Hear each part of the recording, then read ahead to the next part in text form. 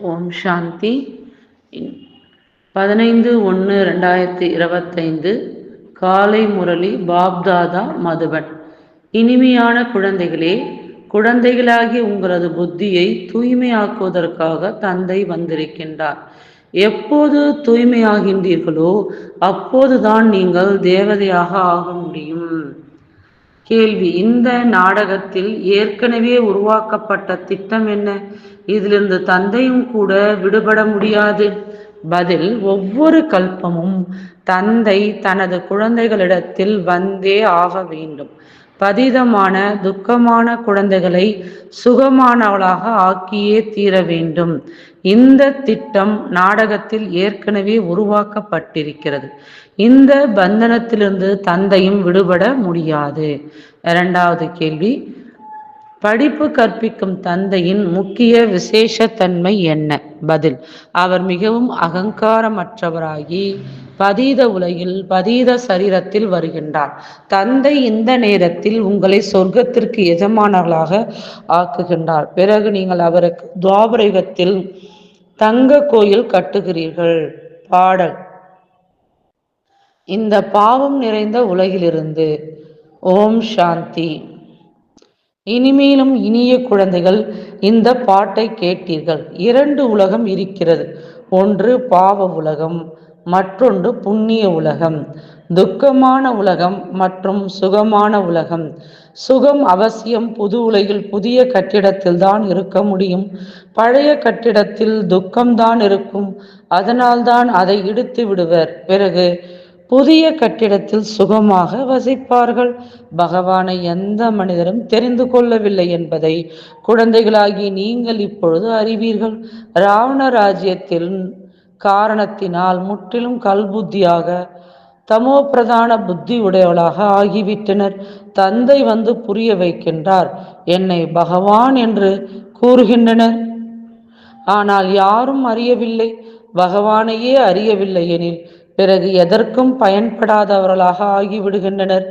துக்கத்தின் பொழுதுதான் ஏ பிரபு, ஏ ஈஸ்வரனே என்று கூறி அழைக்கின்றனர். ஆனால் அதிசயம் என்னவெனில், ஒரு மனிதரும் எல்லையற்ற தந்தையாகிய படைப்பவரை அறியவில்லை. சர்வவியாபி என்று கூறிவிடுகின்றனர்.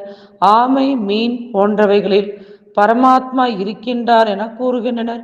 இது பரமாத்மாவை நிந்தனை செய்வதாகும். தந்தைக்கு எவ்வளவு நிந்தனை செய்கின்றனர். அதனால்தான் பகவானின் மகா வாக்கியம் என்னவெனில்,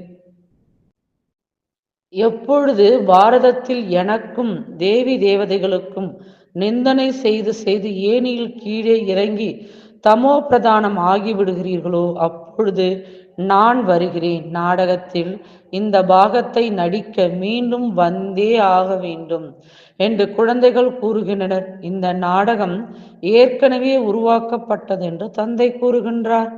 நானும் நாடகத்தின் பந்தனத்தில் கட்டுப்பட்டிருக்கிறேன். இந்த நாடகத்தில் இருந்து நானும் விடுபட முடியாது. பதீதமானவர்களை பாவனமாக்குவதற்கு நானும் வந்தே ஆக வேண்டியிருக்கிறது. இல்லையெனில் புது உலகை யார் ஸ்தாபனை செய்வார்கள்? குழந்தைகளை ராவணராஜ்யத்தின் துக்கத்திலிருந்து விடுவித்து புது உலகிற்கு யார் அழைத்து செல்வார்கள்? இந்த உலகில் பல செல்வந்த மனிதர்கள் இருக்கின்றனர். நாம் சொர்க்கத்தில் இருப்பதாக நினைக்கின்றனர். செல்வம் இருக்கிறது, மாளிகைகள் இருக்கின்றன, விமானம் இருக்கிறது. ஆனால் எதிர்பாராமல் யாராவது நோய்வாய்ப்பட்டு விட்டால், திடீரென்று இறந்து விட்டால் எவ்வளவு துக்கம் ஏற்படுகிறது. சத்தியுகத்தில் ஒருபொழுதும் அகால மரணம் ஏற்படாது. துக்கத்தின் விஷயமே கிடையாது என்பது அவர்களுக்கு தெரியாது. அங்கு ஆயுளும் அதிகமாக இருக்கும். இங்கு திடீரென்று இறந்து விடுகின்றனர். சத்தியுகத்தில் இப்படிப்பட்ட விஷயங்கள் இருக்காது. அங்கு எப்படி இருக்கும் என்பதை யாரும் அறியவில்லை. அதனால்தான் தந்தை கூறுகின்றார், எவ்வளவு அசுத்த புத்தி உடையவளாக ஆகிவிட்டனர். நான் வந்து இவர்களை தூய்மையான புத்தி உடையவளாக ஆக்குகிறேன். ராவணன் கல்புத்தி உடையவளாக அசுத்த புத்தி உடையவளாக ஆக்குகின்றான். பகவான் தூய்மையான புத்தியுடையவளாக ஆக்கி கொண்டிருக்கின்றார். தந்தை உங்களை மனிதனிலிருந்து தேவதைகளாக ஆக்கி கொண்டிருக்கின்றார்.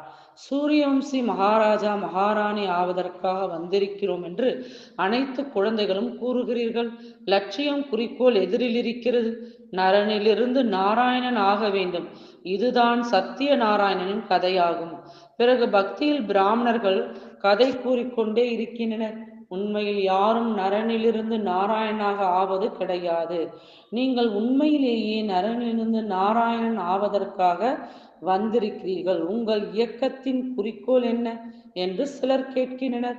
நரனிலிருந்து நாராயணன் ஆவதுதான் எமது குறிக்கோள் என்று கூறுங்கள். ஆனால் இது ஒரு இயக்கமே கிடையாது, இது குடும்பமாகும். தாய் தந்தை மற்றும் குழந்தைகள் இருக்கிறோம். நீங்கள் தான் தாய் தந்தை என்று பக்தி மார்க்கத்தில் பாடினீர்கள். தாய் தந்தையே, நீங்கள் எப்பொழுது வருவீர்களோ அப்பொழுது நாங்கள் உங்களிடமிருந்து சுகமான உலகை அடைகிறோம். நாங்கள் உலகிற்கு எஜமானர்களாக ஆகிறோம். இப்பொழுது நீங்கள் உலகிற்கு எஜமானர்களாக ஆகிறீர்கள் அல்லவா? அதுவும் சொர்க்கத்தில் இப்படிப்பட்ட தந்தையை பார்க்கின்ற பொழுது குஷியின் அளவு எவ்வளவு அதிகரிக்க வேண்டும். அவரை அரைக்கல்பமாக பகவானே வாருங்கள், நீங்கள் வந்தால் நாம் உங்களிடமிருந்து அதிக சுகம் அடைவோம் என்று நினைவு செய்தோம். இந்த எல்லையற்ற தந்தை எல்லையற்ற ஆஸ்தி கொடுக்கின்றார். அதுவும் 21 பிறவிகளுக்கு தந்தை கூறுகின்றார், நான் உங்களை தெய்வீக வம்சத்தினர்களாக ஆக்குகின்றேன். ராவணன் அசுர வம்சத்தினர்களாக ஆக்குகின்றான். நான் ஆதி சனாதன தேவி தேவதா தர்மத்தை ஸ்தாபனை செய்கிறேன். தூய்மையின் காரணத்தினால் அங்கு ஆயுளும் அதிகமாக இருக்கும். இங்கு போகிகளாக இருப்பதால் அகால மரணம் அடைந்து கொண்டே இருக்கின்றனர். அங்கு யோகத்தின் பலனாக ஆஸ்தி அடைந்திருப்பீர்கள். ஆயிலும் 150 ஆண்டுகள் இருக்கும். தனக்குரிய நேரத்தில் ஒரு சரீரத்தை விடுத்து மற்றொன்றை எடுப்பீர்கள். ஆக இந்த ஞானத்தை தந்தைதான் வந்து கொடுக்கின்றார். பக்தர்கள் பகவானை தேடிக்கொண்டிருக்கின்றனர். சாஸ்திரங்கள் படிப்பது, தீர்த்த யாத்திரை செல்வது, இவைகள் அனைத்தும் பகவானை சந்திக்கும் வழிகள் என்று நினைக்கின்றனர். இது வழியே கிடையாது என்று தந்தை கூறுகின்றார். வழியை நான் தான் கூறுவேன். குருடர்களுக்கு ஊன்றுகோலாக இருக்கக்கூடிய பிரபுவே, வாருங்கள், எம்மை சாந்திதாமம் சுகதாமத்திற்கு அழைத்து செல்லுங்கள் என்று நீங்கள் கூறி வந்தீர்கள். ஆக தந்தை தான் சுகதாமத்திற்கான வழி கூறுகின்றார். தந்தை ஒருபொழுதும் துக்கம் கொடுப்பது கிடையாது. தந்தையின் மீது இவ்வாறு பொய்யான களங்கம் ஏற்படுத்தி விட்டனர். யாராவது இறக்கினர் என்றால் பகவானை திட்ட ஆரம்பித்து விடுகின்றனர். நான் யாரையும் தண்டிப்பதோ அல்லது துக்கம் கொடுப்பதோ கிடையாது. இது அவரவர்களது பாகமாகும். நான் எந்த ராஜ்யத்தை ஸ்தாபனை செய்கிறேனோ அங்கு அகால மரணம், துக்கம் போன்றவைகள் ஒரு பொழுதும் இருக்கவே இருக்காது. நான் உங்களை சுகதாமத்திற்கு அழைத்து செல்கிறேன். குழந்தைகளுக்கு மெய் சிலிர்க்க வேண்டும். ஆகா, பாபா நம்மை புருஷோத்தமர்களாக ஆக்கி கொண்டிருக்கின்றார். சங்கமயுகம் புருஷோத்தம யுகம் என்று கூறப்படுகிறது என்பது மனிதர்களுக்கு தெரியாது.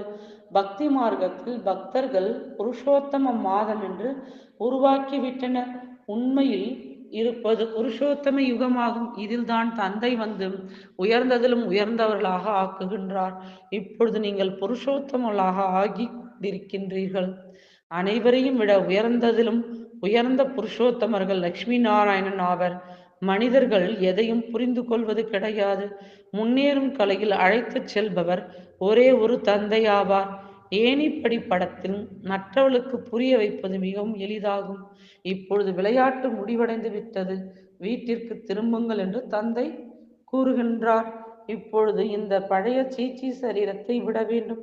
நீங்கள் முதலில் புது உலகில் சதோ பிரதானமாக இருந்தீர்கள். பிறகு 84 பிறவிகள் எடுத்து தமோ பிரதான சூத்திரர்களாக ஆகிவிட்டீர்கள். இப்பொழுது மீண்டும் சூத்திரனிருந்து பிராமணர்களாக ஆகியிருக்கிறீர்கள். பக்தியின் பலன் கொடுப்பதற்காக இப்பொழுது தந்தை வந்திருக்கின்றார். சத்தியுகத்தில் பலன் தந்தை கொடுத்திருந்தார். தந்தை சுகம் கொடுக்கும் வல்லலாவார். வதீத பாவனாகிய தந்தை வருகின்றார் எனில் முழு உலக மனிதர்கள் மட்டுமின்றி இயற்கையும் சதோ பிரதானமாக ஆக்குகின்றார். இப்பொழுது இயற்கையும் தமோ பிரதானமாக இருக்கிறது. தானியம் போன்றவைகள் கிடைப்பதே கிடையாது. நான் இதையெல்லாம் செய்வதாக அவர்கள் நினைக்கின்றனர். அடுத்த ஆண்டில் அதிக தானியங்கள் கிடைக்கும் என்ற நம்பிக்கை ஆனால் எதுவும் ஏற்படுவது கிடையாது. இயற்கையின் சீற்றங்கள் யார் என்ன செய்ய முடியும்? வெள்ளம் ஏற்படும், பூகம்பங்கள் நிகழும், வியாதிகள் ஏற்படும், இரத்த நதி ஓடும். இது அதே மகாபாரத யுத்தமாகும். நீங்கள் உங்களது ஆஸ்தியை எடுத்துக்கொள்ளுங்கள் என்று தந்தை கூறுகின்றார். நான் குழந்தைகளாகிய உங்களுக்கு சொர்க்கத்தின் ஆஸ்தி கொடுப்பதற்காகவே வந்திருக்கிறேன். மாயை ராவணன் சாபம் கொடுக்கிறது, நரகத்தின் ஆஸ்தியை கொடுக்கிறது. இந்த விளையாட்டும் உருவாக்கப்பட்டிருக்கிறது. தந்தை கூறுகின்றார், நாடகத்தின் படி நான் சிவாலயம் ஸ்தாபனை செய்கிறேன். இந்த பாரதம் சிவாலயமாக இருந்தது, இப்பொழுது விகார உலகமாக இருக்கிறது. விஷக்கடலில் மூழ்கி ஏமாற்றம் அடைந்து கொண்டே இருக்கின்றனர். பாபா நம்மை சிவாலயத்திற்கு அழைத்து செல்கிறார் என்பதை இப்பொழுது குழந்தைகளாகி நீங்கள் அறிவீர்கள். ஆக இந்த குஷி இருக்க வேண்டும் அல்லவா? நமக்கு எல்லையற்ற பகவான் கற்பித்துக் கொண்டிருக்கிறார். தந்தை கூறுகின்றார், நான் உங்களை உலகிற்கு எஜமானர்களாக ஆக்குகிறேன். பாரதவாசிகள் தங்களது தர்மத்தை பற்றியே தெரிந்து கொள்ளவில்லை. நமது இனம் உயர்ந்ததிலும் உயர்ந்தது ஆகும். இதிலிருந்து தான் மற்ற இனங்கள் உருவாகின்றன. ஆதி சனாதன என்பது எந்த தர்மம், எந்த இனமாக இருந்தது என்பதை புரிந்து கொள்வது கிடையாது. ஆதி சனாதனர்கள் தேவி தேவதா தர்மத்தில் இனத்தவர்கள், பிறகு இரண்டாவது நம்பரில் சந்திரவம்சி இனத்தவர்கள், பிறகு இஸ்லாமிய வம்சத்தின் இனத்தவர்கள். இந்த முழு மரத்தின் ரகசியம் வேறு யாரும் புரிய வைக்க முடியாது. இப்பொழுது எத்தனை இனங்கள் உள்ளன என்பதை பாருங்கள், எத்தனை கிளைகள் உள்ளன. இது பல வகையான தர்மங்களின் மரமாகும். இந்த விஷயங்களை தந்தை வந்துதான் புத்தியில் அமரச் செய்கின்றார். இது படிப்பாகும். இது தினமும் படிக்க வேண்டும். பகவானின் மகா வாக்கியம், நான் உங்களுக்கு ராஜயோகம் கற்பித்து ராஜாவிற்கெல்லாம் ராஜாவாக ஆக்குகிறேன். அழியக்கூடிய செல்வங்களை தானம் செய்வதன் மூலம் பதித ராஜாவாக ஆகிவிடவே முடியும். நான் உங்களை அந்த அளவிற்கு பாவனமாக்குகிறேன். அதாவது நீங்கள் 21 பிறவிகளுக்கு உலகிற்கு எஜமானர்களாக ஆகிறீர்கள். அங்கு ஒருபோதும் அகால மரணம் ஏற்படாது. தனக்குரிய நேரத்தில் சரீரத்தை விட்டு விடுவர். குழந்தைகளாகிய உங்களுக்கு தந்தை நாடகத்தின் ரகசியத்தை புரிய வைத்திருக்கின்றார். சினிமா, நாடகம் போன்றவைகள் உருவாகி இருக்கிறது. ஆக இவைகள் மூலம் புரிய வைப்பதும் எளிதாகி விடுகிறது. இன்றைய நாட்களில் பல நாடகங்கள் உருவாக்குகின்றனர். மனிதர்களுக்கு அதிக ஆர்வம் ஏற்பட்டு விட்டது. அவை அனைத்தும் எல்லைக்குட்பட்டது. இது எல்லையற்ற நாடகமாகும். இந்த நேரத்தில் மாயின் பகட்டு அதிகமாக இருக்கிறது. இப்பொழுது சொர்க்கமாகவே ஆகிவிட்டது என்று மனிதர்கள் நினைக்கின்றனர். முன்பு இவ்வளவு கட்டிடங்கள் கிடையாது. ஆக இவ்வளவு எதிர்ப்பு இருக்கிறது. பகவான் சொர்க்கத்தை ஸ்தாபனை செய்கின்றார் எனில் மாயை தனது சொர்க்கத்தை காண்பிக்கிறது. இவை அனைத்தும் மாயின் பகட்டாகும். இது வீழ்ச்சி அடைய வேண்டும். எவ்வளவு சக்தி வாய்ந்ததாக மாயை இருக்கிறது. நீங்கள் அதனிடமிருந்து முகத்தை திருப்பிக் கொள்ள வேண்டும். தந்தை ஏழை பங்காளனாக இருக்கின்றார். செல்வந்தர்களுக்கு சொர்க்கமாகும். ஏழைகள் பாவம் நரகத்தில் இருக்கின்றன. இப்பொழுது நரகவாசிகளை சொர்க்கவாசிகளாக ஆக்க வேண்டும். ஏழைகள் தான் ஆஸ்தியை அடைவர். செல்வந்தர்கள் நாம் சொர்க்கத்தில் அமர்ந்திருப்பதாக நினைக்கின்றனர். சொர்க்கம் நரகம் இங்குதான் இருக்கிறது. இந்த அனைத்து விஷயங்களையும் இப்போது நீங்கள் புரிந்து கொள்கிறீர்கள். பாரதம் எவ்வளவு பிச்சைக்கார நாடாக ஆகிவிட்டது. பாரதம்தான் செல்வம் மிக்கதாக இருந்தது. ஒரே ஒரு ஆதி சனாதன தர்மம் இருந்தது. இப்பொழுது எவ்வளவு பழைய பொருட்களை கண்டுபிடித்து கொண்டே இருக்கின்றனர். இத்தனை ஆண்டுகள் பழமையானது என்று கூறுகின்றனர். எலும்புகளை கண்டுபிடிக்கின்றனர். 1,00,000 ஆண்டுகளுக்கானது என்று கூறுகின்றனர். 1,00,000 ஆண்டிற்கான எலும்புகளை எப்படி வெளிக்கொணர முடியும்? பிறகு அதற்கு விலையும் எவ்வளவு அதிகமாக வைக்கின்றனர். நான் வந்து அனைவருக்கும் சத்கதி அளிக்கிறேன் என்று தந்தை புரிய வைக்கின்றார். இவரிடம் பிரவேசமாகி வருகிறேன். இந்த பிரம்மா சாக்காரி ஆவார். இவரே பிறகு சூட்சமதனவாசி பரிஸ்தாபாக ஆகின்றார். அவர் அவ்யக்தமானவர், அதாவது சிவபாபா நிராகார். இவர் வியக்தமானவர், பிரம்ம பாபா சரீரதாரி. தந்தை கூறுகின்றார், நான் பல பிறவிகளின் கடைசி பிறவியிலும் கடைசியில் வருகின்றேன். யார் நம்பர் 1 பாவனமாக இருந்தாரோ அவரே நம்பர் 1 பதிதமாக ஆகின்றார். நான் இவரிடத்தில் வருகின்றேன், ஏனெனில் இவர்தான் பிறகு நம்பர் 1 பாவனமாக ஆக வேண்டும். நான் பகவான் அல்லது இன்னாராக இருக்கிறேன் என்று இவர் ஒருபொழுதும் கூறியது கிடையாது. நான் இவரது உடலில் பிரவேசம் செய்து இவர் மூலமாக அனைவரையும் சதோப்பிரதானமாக ஆக்குகிறேன் என்று தந்தையும் கூறுகின்றார். நீங்கள் அசரீரியாக வந்தீர்கள், பிறகு 84 பிறவிகள் எடுத்து நடிப்பு நடித்தீர்கள், இப்பொழுது திரும்பி செல்ல வேண்டும் என்று தந்தை குழந்தைகளுக்கு புரிய வைக்கின்றார். தன்னை ஆத்மா என்று உணருங்கள், தேக அபிமானத்தை நீக்குங்கள், நினைவு யாத்திரையில் மட்டுமே இருக்க வேண்டும், வேறு எந்த கஷ்டமும் கிடையாது. யார் தூய்மையாக ஆவார்களோ, ஞானம் கேட்பார்களோ, அவர்கள்தான் உலகிற்கு எஜமானர்களாக ஆவார்கள். எவ்வளவு உயர்ந்த பள்ளிக்கூடம்! கற்பிக்கக்கூடிய தந்தை எவ்வளவு அகங்காரமற்றவராகி பதீத உலகில் பதீத சரீரத்தில் வருகின்றார். பக்தி மார்க்கத்தில் நீங்கள் அவருக்கு தங்கத்தினால் எவ்வளவு நல்ல நல்ல கோவில்கள் கட்டுகிறீர்கள். இந்த நேரத்தில் உங்களை சொர்க்கத்திற்கு எஜமானலாக ஆக்குகிறேன். பதீத சரீரத்தில் வந்து அமர்கிறேன். பிறகு பக்தி மார்க்கத்தில் நீங்கள் என்னை சோமநாத கோவிலில் அமரச் செய்கிறீர்கள். தங்கம் வைரத்தினால் கோயில் கட்டுகிறீர்கள். ஏனெனில் நம்மை சொர்க்கத்திற்கு எஜமானர்களாக ஆக்குகின்றார் என்பதை நீங்கள் அறிவீர்கள். அதனால் கவனிப்பு செய்கிறீர்கள். இந்த அனைத்து ரகசியங்களையும் புரிய வைத்திருக்கின்றார். பக்தி முதலில் கலப்படமற்று இருந்தது, பிறகு கலப்படமாகிவிட்டது. இன்றைய நாட்களில் பாருங்கள், மனிதர்களுக்கும் பூஜை செய்து கொண்டிருக்கின்றனர். கங்கை கரையில் சிவோகம் என்று கூறி அமர்ந்து விடுகின்றனர். தாய்மார்கள் சென்று பாலாபிஷேகம் செய்கின்றனர், பூஜை செய்கின்றனர். இந்த தாதா கூட தானே செய்திருக்கின்றார். நம்பர் 1 பூஜாரியாக இருந்தார் அல்லவா? ஆச்சரியம் அல்லவா? தந்தை கூறுகின்றார், இது ஆச்சரியமான உலகமாகும். சொர்க்கமாக எப்படி ஆகிறது, நரகமாக எப்படி ஆகிறது, அனைத்து ரகசியங்களையும் குழந்தைகளுக்கு புரிய வைத்து கொண்டே இருக்கின்றார்.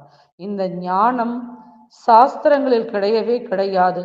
அது தத்துவ சாஸ்திரங்களாகும். இது ஆன்மீக ஞானமாகும். இதை ஆன்மீக தந்தை மற்றும் பிராமணர்களாகிய உங்களை தவிர வேறு யாரும் கொடுக்க முடியாது.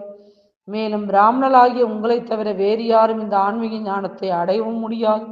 எதுவரை பிராமணன் ஆகவில்லையோ அதுவரை தேவதையாக முடியாது. பகவான் நமக்கு படிப்பு கற்பிக்கின்றார், கிருஷ்ணர் அல்ல என்ற குஷி குழந்தைகளாகிய உங்களுக்கு அதிகம் இருக்க வேண்டும். நல்லது. இனிமேலும் இனிய தேடி கண்டெடுக்கப்பட்ட செல்லமான குழந்தைகளுக்கு தாயும் தந்தையுமாகிய பாப் தாதாவின் அன்பு நினைவுகள் மற்றும் காலை வணக்கம். ஆன்மீக குழந்தைகளுக்கு ஆன்மீக தந்தை நமஸ்தே. ஆன்மீக தந்தைக்கு ஆன்மீக குழந்தைகளின் அன்பு நினைவுகளும் நமஸ்காரம். தாரணைக்கான முக்கிய சாரம். ஃபர்ஸ்ட் பாயிண்ட், மாயின் பகட்டு மிக அதிகமாக இருக்கிறது. இதனிடமிருந்து தனது முகத்தை திருப்பிக் கொள்ள வேண்டும். நாம் இப்பொழுது புருஷோத்தமர்களாக ஆகிக் கொண்டிருக்கிறோம். பகவான் நமக்கு கற்பிக்கின்றார் என்ற குஷியில் மெய்சிலிர்த்து போக வேண்டும். உலக ராஜ்யம். 2வது பாயிண்ட், உலக ராஜ்ய பாக்கியம் அடைவதற்காக தூய்மையானால் போதும். எவ்வாறு தந்தை அகங்காரமற்றவராகி பதித உலகில் பதித சரீரத்தில் வருகின்றாரோ அவ்வாறு பாப்சமான் அகங்காரமற்றவராகி சேவை செய்ய வேண்டும். வரதானம். ஒருவருடன் அனைத்து சம்பந்தங்களையும் பேணக்கூடிய அனைத்து பற்றுக்கோடுகளிலிருந்தும் விடுபட்டு சம்பூர்ண பரிஸ்தா ஆகுக. ஒருவருடன் அனைத்து சம்பந்தங்களையும் பேணக்கூடிய அனைத்து பற்றுக்கோடுகளிலிருந்தும் விடுபட்ட சம்பூர்ண பரிஸ்தா ஆகுக. எப்படி ஒரு பொருளை உருவாக்கும் போது அது உருவாகி தயாராகி விட்டால் அது தனது பற்றுக்கோடை விட்டு விடுகிறது. அதுபோல் எந்த அளவு சம்பன்ன ஸ்டேஜின் சமீபமாக வந்து கொண்டே இருக்கிறீர்களோ அந்த அளவு அனைவரிடமிருந்தும் விலகி கொண்டே செல்வீர்கள். எப்போது அனைத்து பந்தனங்களிலிருந்தும் உள்ளுணர்வு மூலம் விலகி விடுவீர்களோ, அதாவது எவரிடத்தும் பட்டுதல் இல்லாமல் போகிறதோ, அப்போது சம்பூர்ண பரிஸ்தா ஆவீர்கள். ஒருவருடன் அனைத்து உறவுகளையும் கடைபிடிப்பதுதான் சென்று சேர வேண்டிய இலக்காகும். இதன் மூலம்தான் கடைசி பரிஸ்தா வாழ்க்கையின் குறிக்கோள் சமீபத்தில் அனுபவமாகும். அப்போது புத்தி அலைவது நின்று போகும். ஸ்லோகன். அன்பு என்பது அத்தகைய ஒரு காந்தமாகும், அது நிந்தனை செய்பவரையும் கூட அருகில் கொண்டு வந்துவிடும். தனது சக்திசாலி மனதின் மூலம் சகாஷ் கொடுப்பதற்கான சேவை செய்யுங்கள். ஜனவரி மாதத்துக்கான இஷாரா. மனசா சேவைக்காக மனம் புத்தி வீணானவற்றை யோசிப்பதிலிருந்து விடுபட வேண்டும். மன்மனாபவ மந்திரத்தின் சகஜ சுரூபமாக வேண்டும். எந்த சிரேஷ்ட ஆத்மாக்களுக்கு